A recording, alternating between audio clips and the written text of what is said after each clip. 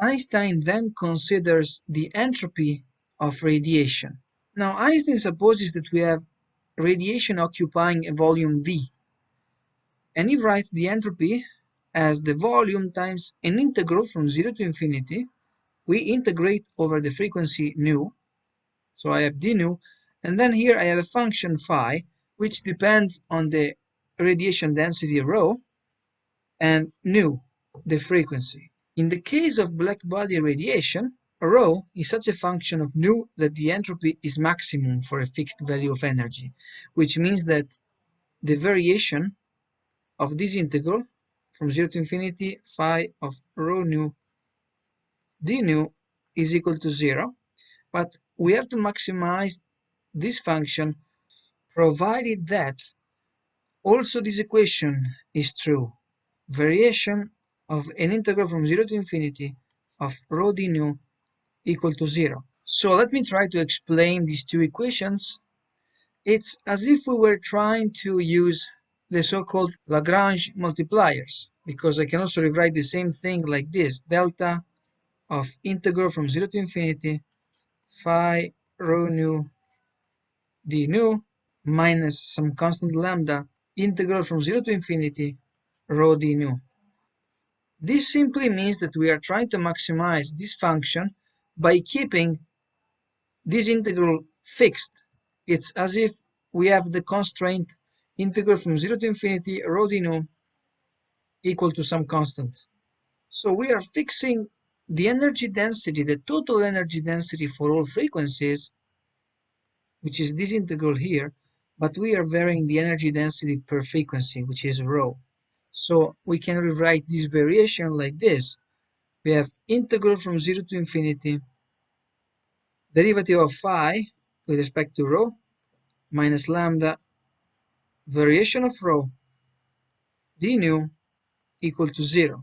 So from this equation we get that d phi over d rho is equal to lambda, which means that this derivative, it does not depend on nu, because this is a constant with respect to nu, and if we increase the temperature of the black body by dt, so this is the increase in the temperature of a unit volume, then the entropy ds, the increase in the entropy, will be the integral from 0 to infinity of d phi d rho d nu, just like this. We have changed by a small amount the temperature, so this will be the change in the entropy for a unit volume. But now here we have to integrate over nu, but this quantity is constant with respect to nu, so we just have to integrate this differential, and we will be left with d phi d rho.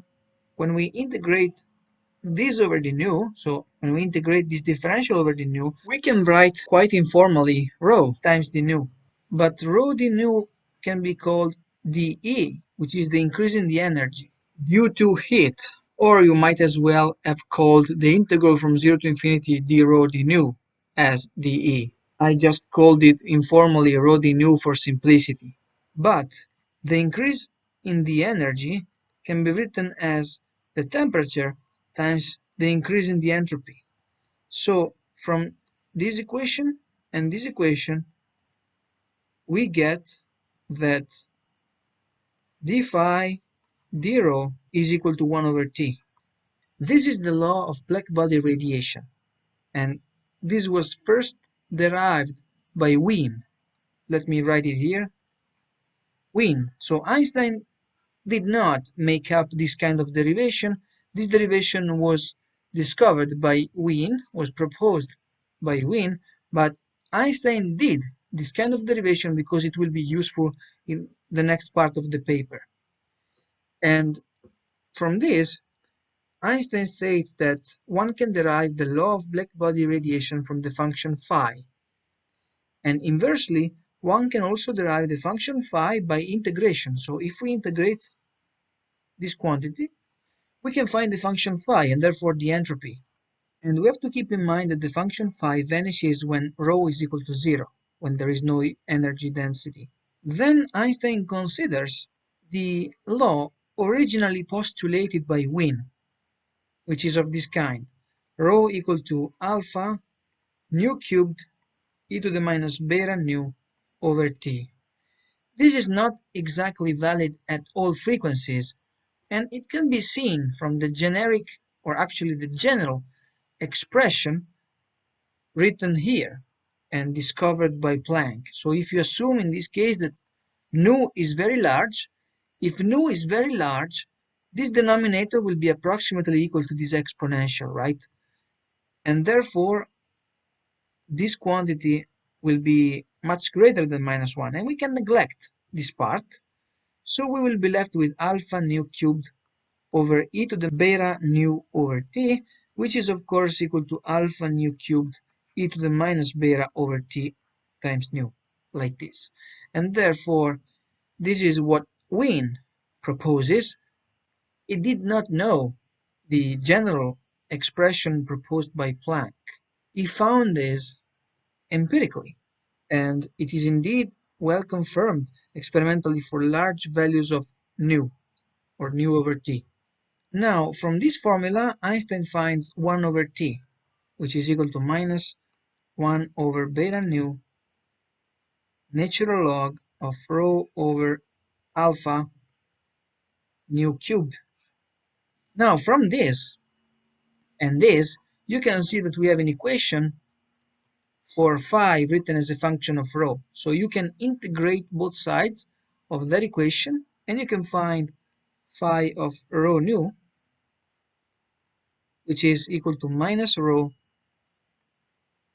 over beta nu natural log of rho over alpha nu cubed minus 1. It is simply the integral of this function on this right hand side, and then we have the integral of this function on the left hand side. Now suppose that we have radiation of energy E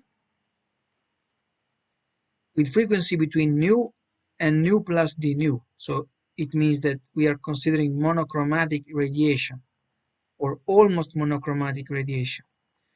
The entropy of this radiation is just phi of rho nu d nu, and we also have to multiply by the volume if you want, so this is the entropy, and this is simply equal to, if you consider the equation above, minus the energy divided by beta nu, and here we have the logarithm of E over volume alpha nu cubed d nu. I have simply substituted the expression for the energy from here, so I know that rho d nu is equal to the energy divided by the volume. So this is the total energy, and this is the energy per unit volume, because it is simply radiation density. So this is energy per unit volume, and also per unit frequency, actually, because we are between frequency nu and nu plus d nu, but we are considering monochromatic radiation, so that's the energy of the radiation. So you have to remember that this energy is contained in a small bandwidth, and then here we simply subtract 1, like this, and if we confine ourselves to investigating the dependence of the entropy on the volume occupied by the radiation, and if we denote by S0 the entropy of the radiation at volume V0, we can obtain from the equation above this equation here. Let me do it here. S0 will be minus the same energy over beta nu natural log E over V0 alpha nu cubed d nu minus 1. So if you subtract S0 from S, so S minus S0, you can rewrite it like this: E over beta nu natural log of volume divided by V0. And this equation here is very important, actually, because from this equation we infer that the entropy of a monochromatic radiation of sufficiently low density varies with the volume in the same manner as the entropy of an ideal gas or a dilute solution. So this is another important equation that helps Einstein understand that radiation can be interpreted in the same terms as gases.